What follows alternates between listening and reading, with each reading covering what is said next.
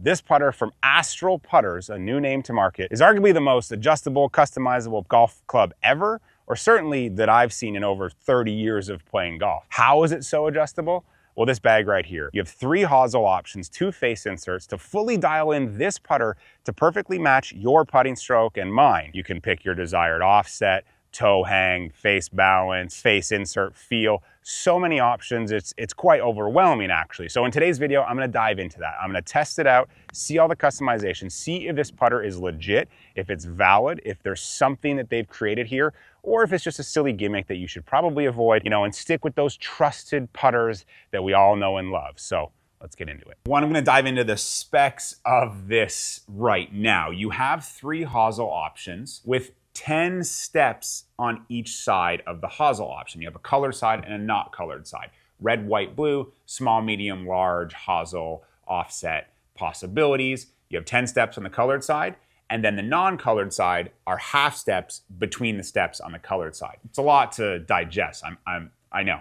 So you essentially, in one hosel, have 20 different possibilities to what kind of offset, what kind of toe hang or no toe hang you want in your putter. Fully carbon steel head. It's really solid. It's really premium. And of the 2 face inserts, you have brass and you have copper. Brass, a little bit firmer, copper, a little bit softer. I prefer the copper because I've used a TaylorMade Spider for 5 years and just that softer face insert. This seems a little more comparable to that. When they sent me the putter, it was with the brass insert, total face balanced. I just took it straight out and I rolled it around. It looked really good looking down it. This is the mid mallet. You have a blade option, a mid mallet option, and then a full mallet option actually coming in January. It felt really good. This is the first time I've used a stability shaft. This is a KBS stability putter shaft, and it felt stable. It felt really good, really low torque, but face balance isn't my cup of tea. I don't necessarily have a straight back, straight through stroke. I have a little bit of arc, so I want a little bit of toe hang. So I built this to match my Spider X, and I took it out on the golf course. For someone who's used a mallet for 5 years, it wasn't off-putting. The contrast of the black to the copper was really nice. It stroked really well. It felt really good on the golf course. I didn't feel like I lacked confidence or I didn't know what it was doing. It was a nice feeling putter, and I rolled it well when I played with it, and I was impressed. So after my round, I dedicated some time to take this to the putting green and mess around with it because it's a lot. It can be overwhelming. Like I said, there's 60-ish putter combinations here, and then if you really want, there could be 120 because you can change the face insert twice. It's a lot, and it can be overwhelming if you don't necessarily know what putter best matches your stroke, but you have the ability to kind of play around with looks and feels. You can play around with offset, no offset, plumber's neck type look, completely face balanced, or you could go completely like an old Wilson 8802, like a complete flow neck, total toe hang type putter because that's matching your stroke of a big arc. If you're a straight back, straight through putter, face balance might work a little bit better for you. Tons of options, and I wanted to dive into that, but this is where a bit of my feedback would lie. I said it's overwhelming. It can get confusing because if we look at a driver, we start to change our shaft, our hosel adapter. We remember, like there's 8 or so, 10 in there, but you have something to tell you, to remind you what that driver was at when you started maybe messing around with it. Unfortunately with this, you would just have to remember or jot it down. I prefer the shorter hosel, so that's red.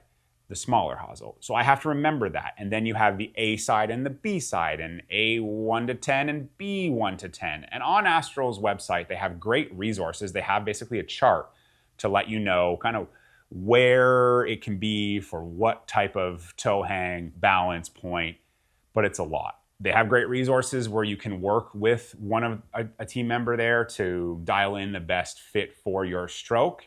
But if you start messing with it, you better remember kind of where it was at if you want to go back to that. So I had this set to a Spider X. I didn't write it down, didn't learn that or didn't know that yet. So then I started messing around with it like you're seeing in this video.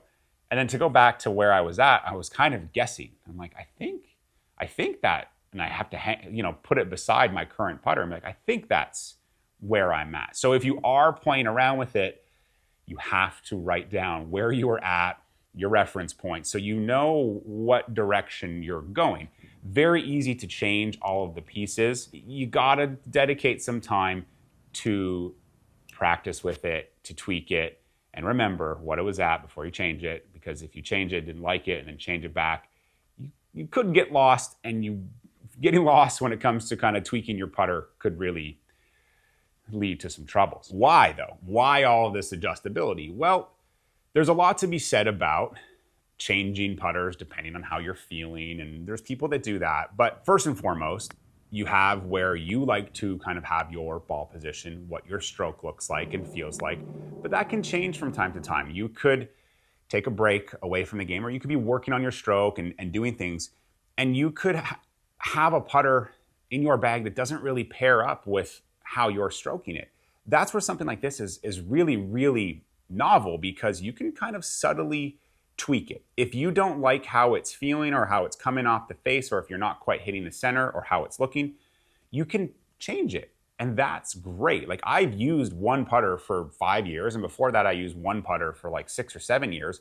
But from time to time, I would go to a complete like Scotty Cameron style putter in my practice, just to work on different release, just to get myself releasing it a little bit. Again, if I felt like I was just kind of holding off a little bit too much, I like to practice from time to time, especially in my playing career, with a different putter to just get a different feel, a different look, to change it up a little bit, but then go back to my gamer. You can do that. You can kind of tweak this to navigate through your practice, but then if you find something you like, you can kind of keep that as you go out onto the golf course. It's a very, very great concept, and it's been executed very, very well. Aesthetically, it looks really good. Obviously, I messed around with it and I found some looks that I don't like, but you have that. You have that ability to play around with it and be like, oh, I don't like how that looks. Let's change it. Like when I put it into plumber's neck, hideous to my eye. When I put it into the like complete toe hang, hideous to my eye. But the face balance, and I haven't used face balance in some time, it looks really good. When I have it set to this, it looks really good to my eye because of the flowing black of the shaft into the hosel, into the putter head. It's seamless because I like a short hosel. I've always liked a tiny short hosel like I have in my Spider X. So when I see a bigger hosel, I'm a little turned off.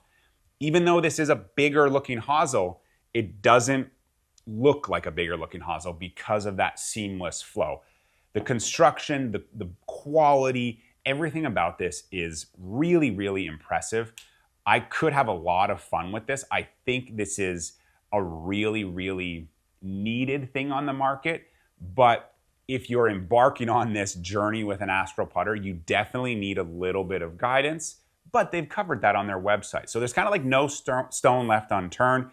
It's easy enough. I would say be mindful of your screws like you see in the video. I was doing this kind of over a towel just to kind of keep my components clean, to keep them from being lost. And one piece, when you do tighten it, you don't get a click like you do with a driver. You gotta make sure it's tight. I played with it, and even after 1 or 2 taking off of the head cover, I didn't tighten it enough. I think our tendency is to err on the side of it being, oh, just like don't tighten it too much. I don't want to mess it up. Well, you got to make sure it's tight, because the in and out of the head cover, the resistance, if it's a little bit loose, mine got loose on like the 3rd hole. So I had to make sure I tightened it again. It's a really great putter, great price point for what you're getting. The materials, the build quality is premium. Obviously the customization, the adjustability is fantastic for those people that are either a tinkerer, or the option of different face inserts for different green speeds is a great thing. If you are playing different green speeds and you don't like a softer feel or a firmer feel, you have an option. Just really great things. Very, very impressed with everything about this putter and this company, and it's only been around for about a year. I'm excited to see the mallet, especially for the aesthetics of the mallet. Let me know, have you heard of Astral Putters? Sound off in the comments below, and we'll see you in the next one.